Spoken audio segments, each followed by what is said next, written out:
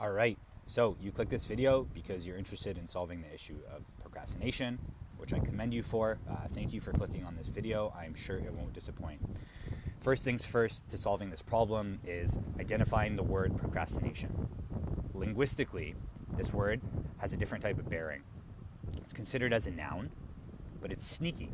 It's something they call a nominalization because it's not a true noun. It's not a true thing. Procrastinating is not this thing that's external to us. It's a verb. It's a verb hidden as a noun. And why is that important, Stefan? Well, it's important because there's hidden processes within this verb form. But in the noun form, we wouldn't even care to ask these questions. So this is the first step to solving the issue of procrastination, is identify the verb form.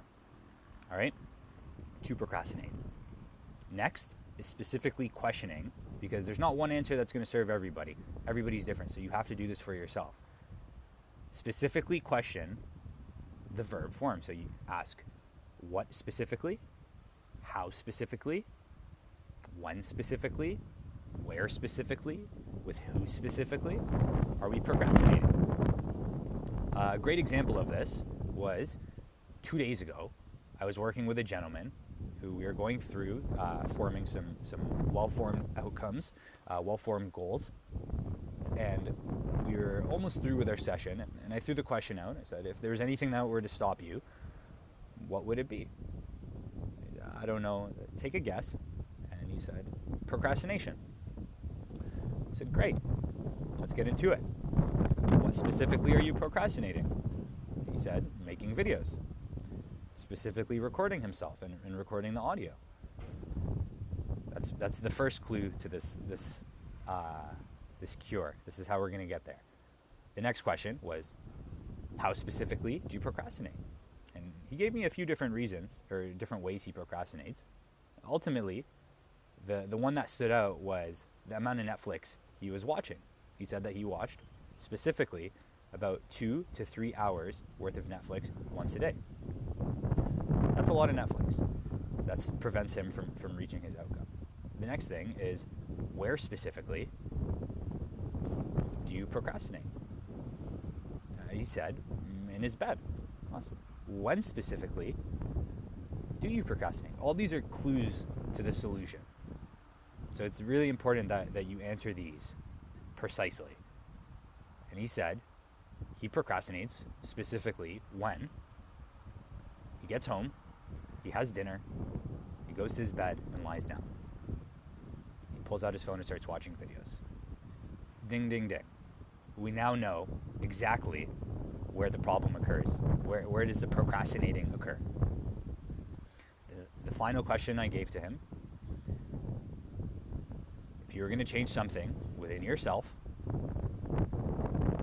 what would you change? And he said, the amount of Netflix he watches. I say, fantastic. Specifically, how much Netflix will you watch?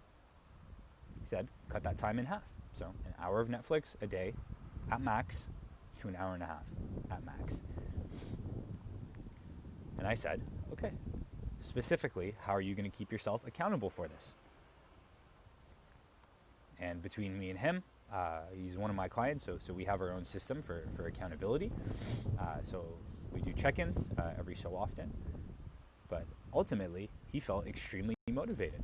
He felt that the issue of procrastination was much more manageable. It's not this external thing that's out of his control. It's something that's within him that he can take control of. There's many different ways he could take control of. He could take control of it potentially preventing going to his bed after he eats dinner, right? Because that's where it happens. Potentially instilling a new habit after he eats dinner, maybe going for a walk for a few minutes. Right? There's when we precisely define the problem, the solutions just kind of pop right out. And for everybody, it's different. So I encourage you to do this process. If you have any questions, let me know. I'm always here to help. If you want to do one-on-one sessions, feel free to get in contact. Anyway, if you like this video, please give it a thumbs up. That way I know to keep making content that's similar to this. If not, that's okay. I'll know for next time. Anyway, take care and have a great day. Bye-bye.